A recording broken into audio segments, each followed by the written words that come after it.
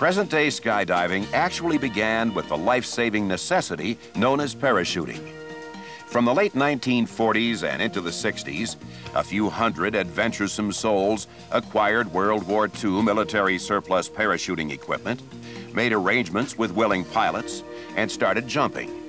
The idea caught on, and clubs began forming at airports all over the country. Those pioneer parachutists shared not only the thrills, but the pain of their new pursuit. In those days, the rush and excitement came from falling fast, and a good jump was one you could walk away from. In the next few years, interest in parachuting continued to grow. But something happened in the 1960s and early 70s.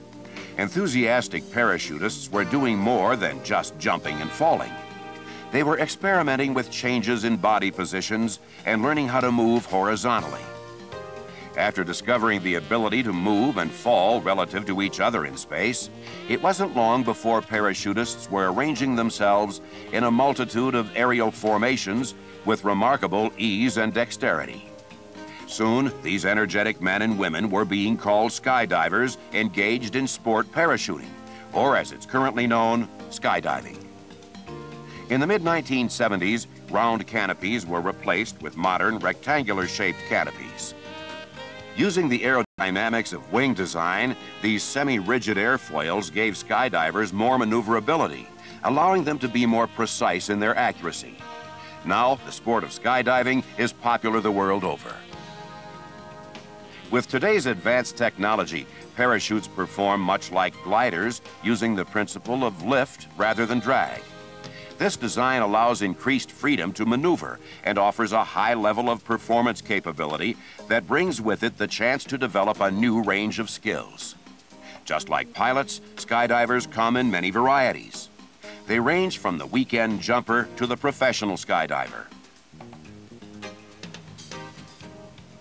There are those who come out once a month for the pure fun of it, and those who are serious competitors, developing new techniques, exploring new skills, and setting new records. American skydivers alone are making nearly 3 million jumps a year on or next to over 300 general aviation airports nationwide. That's almost 9,000 jumps each day, 365 days a year.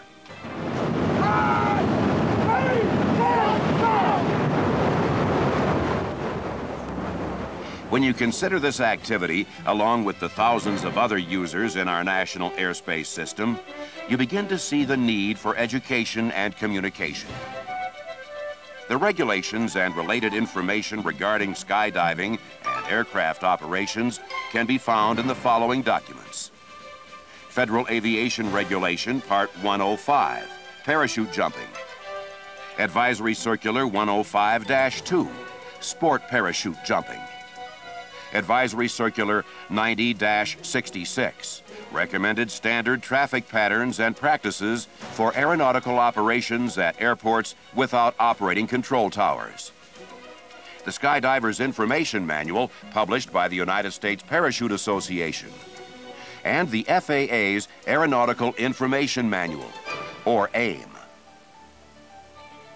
In addition to the FAA regulations, drop zone operators like me, jump pilots, airport managers, and other aviation officials get together and agree on the key safety concerns and practical issues of sharing airports and the airspace around it.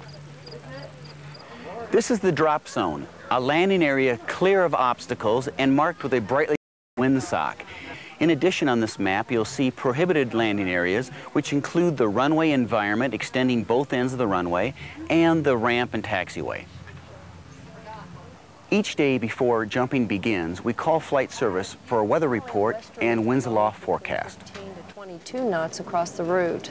Denver forecast 25. Skydivers are qualified to jump after they have graduated from an extensive course of instruction under the direct supervision of a qualified instructor. The courses are developed by the U.S. Parachute Association. Skydivers gain a healthy respect for aircraft as they perfect their exiting skills. After the skydivers have determined their spot over the ground, they climb out, then carefully let go. Skydiving instruction includes indoctrination on how airplanes use airports. and being under an open canopy offers the perfect position to view all air traffic. The C and B scene principle works for airplanes and skydivers alike. Another key to a good, safe skydive is a skilled pilot at the controls of the jump plane. A jump pilot's job is to fly the skydivers to altitude as safely and quickly as possible. This is accomplished by following strict guidelines and procedures. Before any jumping takes place, the jump pilot is required to file a NOTAM, at least 1 hour prior to the first drop. During jump operations, jump pilots follow the same procedures as anyone else covered by Part 91 of the General Operating Procedures of the Federal Aviation Regulations. In addition, they are also required to follow Part 105, which includes the special provisions unique to parachute operations. Since jump operations generally take place in Class E airspace, the location of climb, jump, and descent areas usually remains constant. Skydiving operations with continuous activity may file a permanent NOTAM. These areas are noted on aeronautical charts with a parachute symbol and are listed in the Airport Facility Directory. However, all pilots are cautioned that the actual location of parachute symbols on the chart might not represent the exact location of drop zones.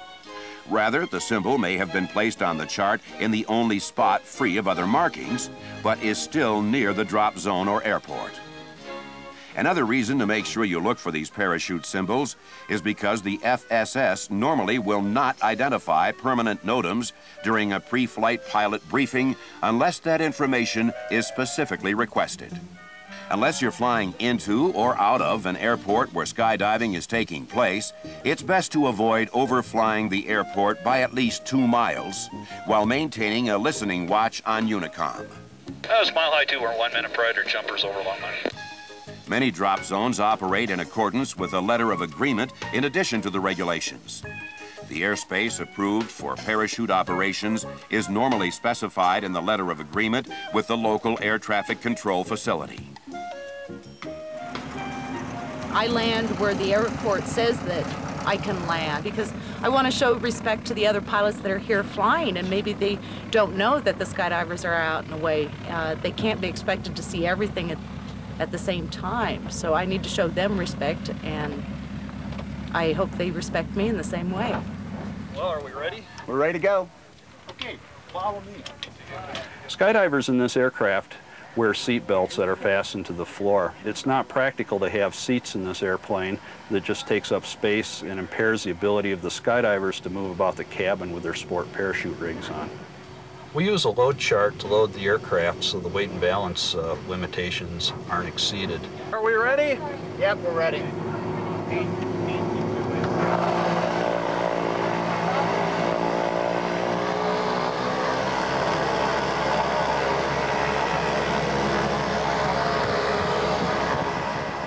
On traffic, King Air 76 Golf Mike's rolling 11, right turn out, west departure. Once airborne, the jump pilot begins a climb pattern to reach altitude while remaining in the airport vicinity. A typical climb pattern is reflected in this example, although specific procedures may vary from one airport to another. Notice the jump plane's climb pattern is designed to avoid the standard traffic pattern. During the jump run itself, the jump plane will be thousands of feet above pattern altitude.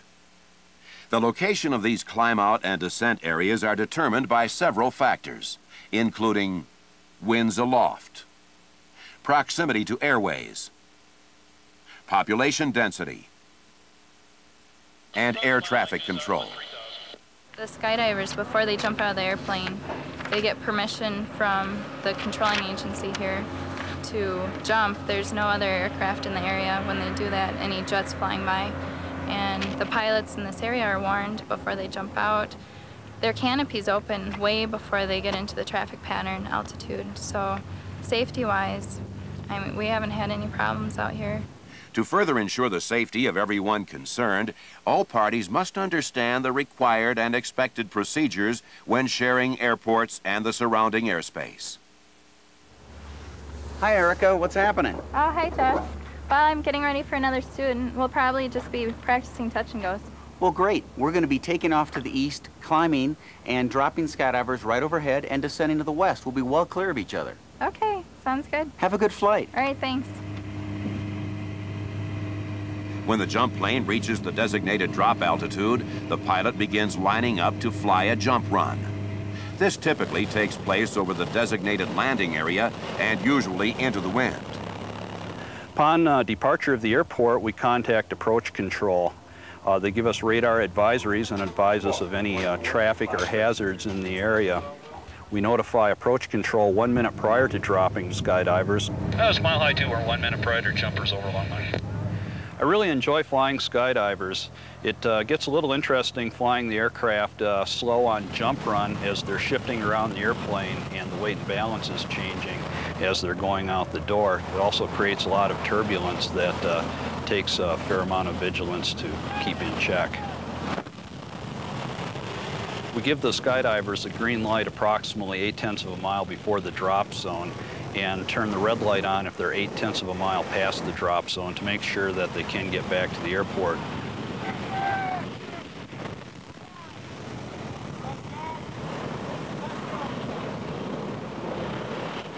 We also make an announcement over the Unicom frequency that we're dropping skydivers over the airport and give the position that the skydivers will be landing on the field.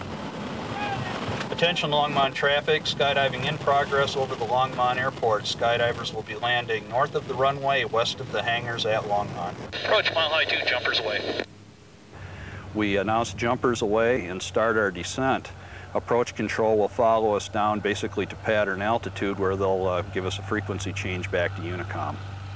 Getting out fast is important to skydivers engaged in relative work.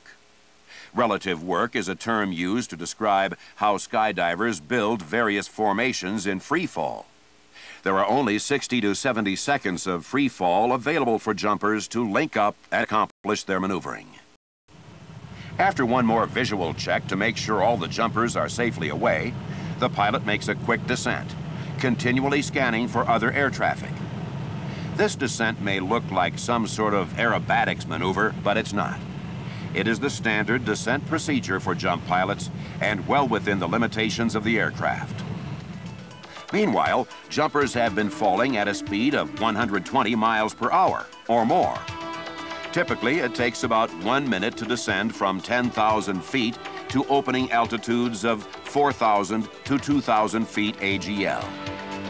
While in free fall, a skydiver is difficult to see, but even harder to hit, since most aircraft operate horizontally and jumpers in free fall are typically traveling straight down. A jumper under canopy has about the same profile as a small single-engine aircraft. But whether you're the pilot or the jumper, being alert and following the rules is always the best way to prevent a collision. Obviously, a skydiver wants to avoid airplanes as much as pilots want to avoid skydivers. It's the responsibility of everyone concerned to watch for and avoid each other. Somewhere between 4,000 to 2,000 feet AGL, the free fall portion of the skydive ends. After the parachute opens, rate of descent slows to about 1,000 feet a minute. In some cases, the opening altitudes can be considerably higher. Examples include tandem jumps or canopy relative work, where there is a need to open at higher than normal altitudes. In these situations, the ATC report must acknowledge that parachutes will be opening at that higher altitude. Grab it! We can do it! At uncontrolled airports, the jump pilot will call out the advisory on Unicom. Except in rare cases, skydivers open their parachutes upwind of the intended landing area. When operating at an airport, this is well above normal aircraft pattern altitudes. Landing patterns for skydivers are similar to those of an airplane. The only thing a skydiver can't do is add power.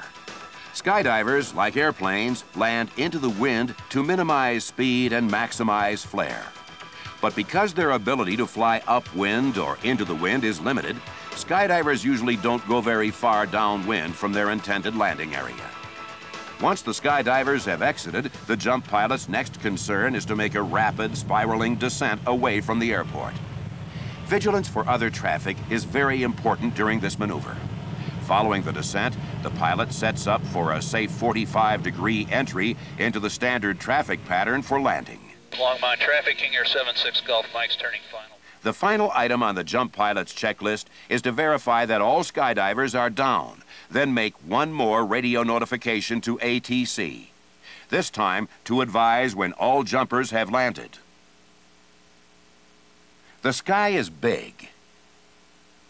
There's room for everyone.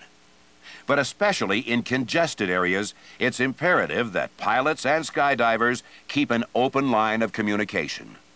At every opportunity, talk to each other about what you're planning to do.